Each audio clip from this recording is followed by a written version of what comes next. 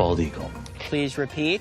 Bald eagle. This is bald eagle. Stranger Things Season 3 has landed, and Netflix has shared behind-the-scenes photos from the filming of the series. The photos show some of our favorite cast members socializing and working on set, but they also reveal some interesting details about the show's production design and wardrobe. Hey everyone, and welcome back to Celeb Mania. Today, we're going to be talking about the top Stranger Things behind the scenes that are better than the show. Make sure you stay until number 1 as you don't want to miss the most interesting behind the scene of the most amazing series, Stranger Things. Number 10. The Void was just a black curtain. The Void, first seen in Season 2, is a visual representation of Eleven's mind, a place she can go to locate or observe anyone in the physical world. In the show, scenes that take place here have an amazing visual effect that depicts a vast, almost serene nothingness.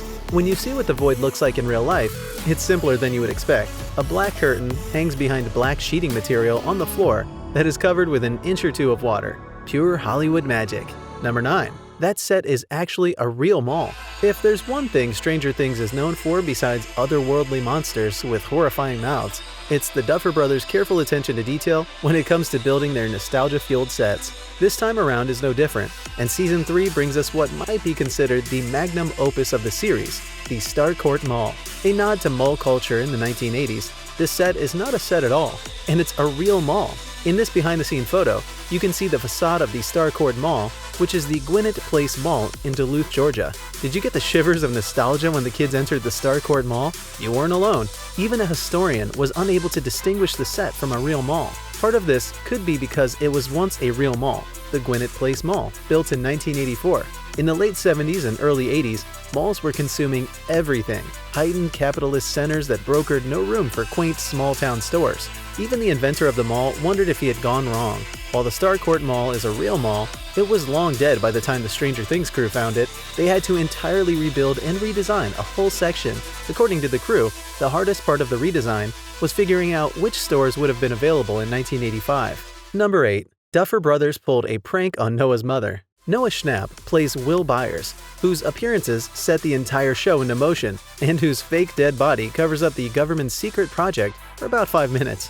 The show ordered a prop body from Fractured FX, and when it arrived, they used it to freak out Schnapp's mom. Duffer Brothers immediately took Noah's mom aside, told her they had something to show her, and led her into a dark closet where they had propped up this frighteningly realistic corpse of her son. After the initial shock, she loved it. Schnapp's mom posed for pictures with the fake corpse, which she then texted to her friends. Number 7. Brown got covered in glitter. While discussing the unique challenges of working with a young cast, the Duffer Brothers pointed to a story where production halted for a brief period of time because Brown showed up to set inexplicably covered completely in glitter.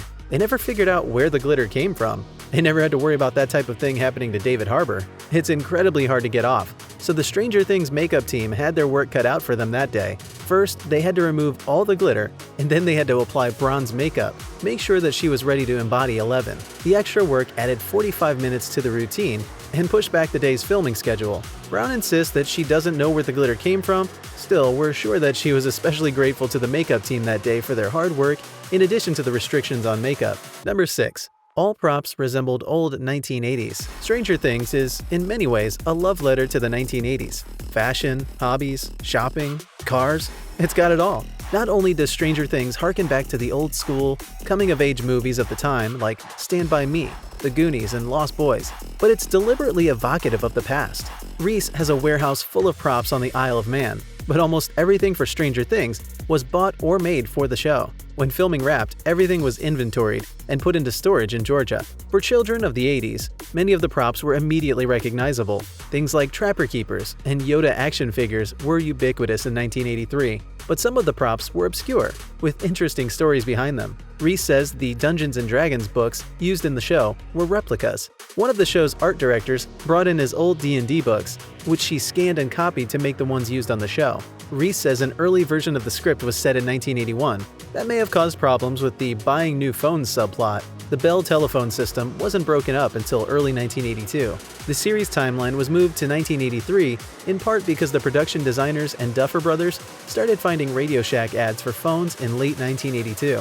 Number 5. Makeup was not allowed. The first thing any actor does when they arrive on set gets their makeup done. Sometimes actors bring their own makeup artist with them on a project, and other times they might try to take matters into their own hands and attempt to do their makeup themselves. None of that is allowed on the set of Stranger Things though. Every actor is expected to come to work with a freshly scrubbed face that's free of makeup. It's no surprise that the production would want to carefully control their actor's appearance. Everyone on camera needs to look like they're in the 1980s. Plus, they're often caked in dirt or other weird substances after going up against some of those slimy denizens of the Upside Down. However, there's another reason this rule exists. It avoids production delays of Millie Bobby Brown. The actress behind fan-favorite character 11 once came to set completely covered in glitter, as anyone who's ever gotten even a little bit of glitter on their skin knows. Number 4. The cast was not even allowed to do their hair. The cast is also limited in what they can do with their hair. After all, they need to maintain era-appropriate hairdos, right? This is especially true of Joe Keery, who plays Steve Harrington. Keery isn't allowed to cut his hair unless the show ends. When girls don't respond to him as they usually do, keeping all that hair out of sight is suppressing his natural magnetism. As long as Keery plays Steve, he's gonna have to maintain those luscious locks. Still, Keery doesn't seem to mind, though in an interview he said that his hair was overgrown and gravity-defying before he was cast on the show. He confessed that his dad always encouraged him to do something to tame that wild mane after becoming known for his hair. Keery's decision to keep it big and natural turned out for the best. Stranger Things that made viewers nostalgic for a bygone era. Number 3. Screeners were password protected. Some of the precautions that Netflix takes is to password protect. All the screeners provided to the cast in advance of the show's release are password protected. If a leak happens to any of their screeners, Netflix can trace it back to the leaker. Now, of course, since the actors are aware of this, they're even less likely to share their screeners with anyone they wouldn't want to get in trouble with the company that employs them. After all, nobody would want spoilers to come out before the season premieres on Netflix. Even it would be a lot less fun to watch the latest season of Strange. Number 2. The cast had to wear tight jeans. The cast had to wear tight jeans. In particular, were really tight jeans from the 80s. The material was different than the stretchy material used to make jeans today.